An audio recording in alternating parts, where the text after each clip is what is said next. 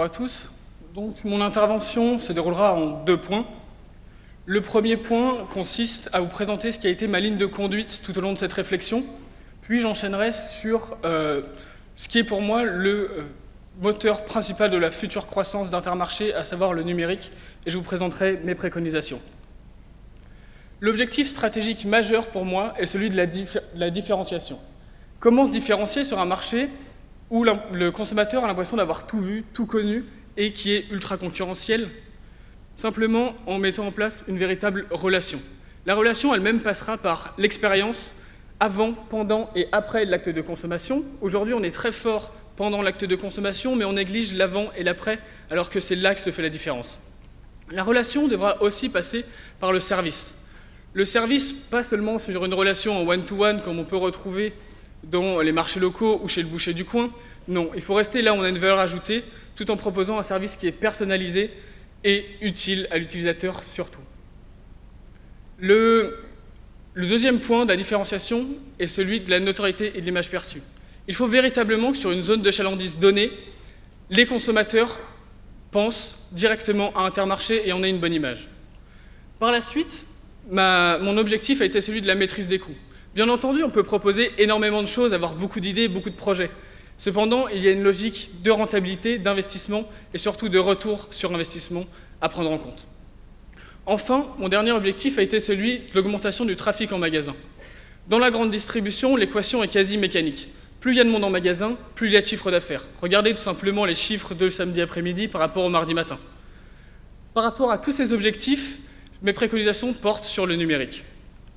Simplement, et avant de commencer, je voudrais simplement dire que le numérique, pour moi, ne casse pas la relation, bien au contraire, il la favorise. Il s'agit juste de bien l'utiliser. Aujourd'hui, les actions en faveur de la relation de type classique, comme mettre plus de vendeurs en magasin, comme mettre plus de personnes en vente conseil, ou faire des actions de promotion sur la proximité et la relation, ont cet effet-là. Vous lancez votre investissement, il monte à un certain résultat et vous redescendez jusqu'au prochain investissement. Le numérique, quant à lui, a cet effet-là. Il rebondit automatiquement. C'est la magie des outils que vous avez tous dans vos poches ou dans vos mallettes, à savoir les smartphones et les tablettes. Il permet de relancer automatiquement les consommateurs et donc la relation sans être perçu comme intrusif. C'est magique, non? Mes préconisations vont donc dans ce sens-là. Sur le premier thème de l'amélioration de la relation client, mon objectif était celui d'améliorer le service donné et de faire sentir le consommateur qu'il est privilégié. Mon action et ma préconisation portent donc sur une application mobile et tablette qui est liée à la carte de fidélité. L'utilisateur scanne donc sa carte de fidélité grâce à un QR code ou un flash code et a accès à un ensemble de données personnalisées. L'ensemble de l'historique de ses commandes, les produits qu'il a le plus achetés, et l'application lui donne une liste de courses préfaite en fonction de sa personnalité et de ce qu'il achète, avec notamment des promotions d'Intermarché et certains produits que vous voulez pousser parce que vous avez une plus forte rentabilité dessus ou parce que vous avez trop de stock sur ce produit-là et qu'il faut l'écouler. L'application permettra aussi de faire ses courses directement en magasin, puisqu'elle permettra de scanner les codes barres et de passer dans des caisses qui sont différentes des autres. L'intérêt est double. L'intérêt permet, et que cette fonctionnalité-là permet de réduire le temps d'attente en caisse et donc naturellement d'augmenter la satisfaction client. Le deuxième intérêt est celui de la perception de l'image innovante d'Intermarché grâce à ce type d'application. Sur le deuxième thème, celui de la favorisation de la relation entre les employés, encore une fois, mon objectif est double. Celui de favoriser le lien entre les employés et de créer un sentiment d'appartenance des collaborateurs autour d'Intermarché. Ma proposition porte donc sur un intranet. Vous vous dites très certainement, un intranet, on en a vu des dizaines, ça ne fonctionne pas et l'intérêt est très limité. Oui, certes, quand l'intranet est seulement un outil de communication interne. Ma proposition porte donc sur, bien entendu, un intranet de communication, puisqu'ils retrouveront les actualités du groupe, mais aussi et surtout sur un outil de travail et un facilitateur de vie.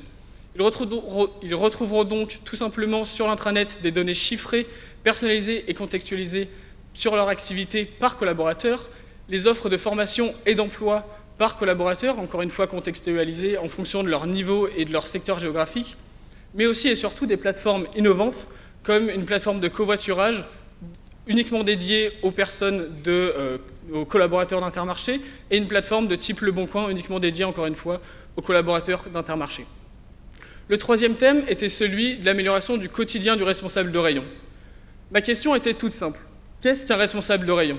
Pour moi, c'est un manager qui n'a pas de bureau ou qui n'y est jamais. Il s'agissait donc de lui apporter l'ensemble des outils qu'on trouve sur un PC ou sur un bureau en mobilité. Ma proposition porte donc sur une application mobile et tablette de gestion de l'activité de cette typologie d'acteurs d'Intermarché. Elle intégrera donc un outil de gestion et de visualisation des stocks, puisque c'est ce qui est le plus important, surtout pas de rupture. Messieurs de la distribution, vous comprenez de quoi je parle. Et un outil de gestion des plannings, de l'agenda, et aussi d'indices de prix des concurrents, et aussi de la zone de chalandise du magasin pour permettre et pour faciliter la négociation avec les fournisseurs. Le dernier point est celui de l'amélioration de la relation avec les producteurs. C'est une spécificité d'Intermarché. Vous êtes le seul producteur commerçant. Dans ce cadre-là, il faut miser sur cette spécificité, encore une fois, pour se différencier, c'est l'objectif majeur. Ma proposition porte donc sur un outil de facilitation de la vie de ces chefs d'entreprise que sont les producteurs locaux.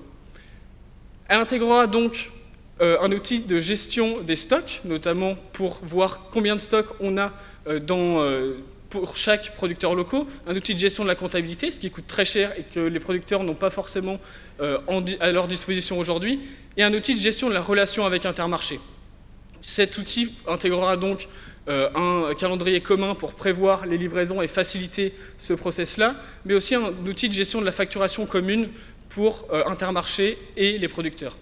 L'intérêt pour les producteurs est donc assez simple, c'est celui de se faciliter la vie et de se concentrer sur son cœur de métier, notamment la production agroalimentaire par exemple. Pour Intermarché, l'intérêt est aussi très fort, puisqu'il aura une visibilité sur les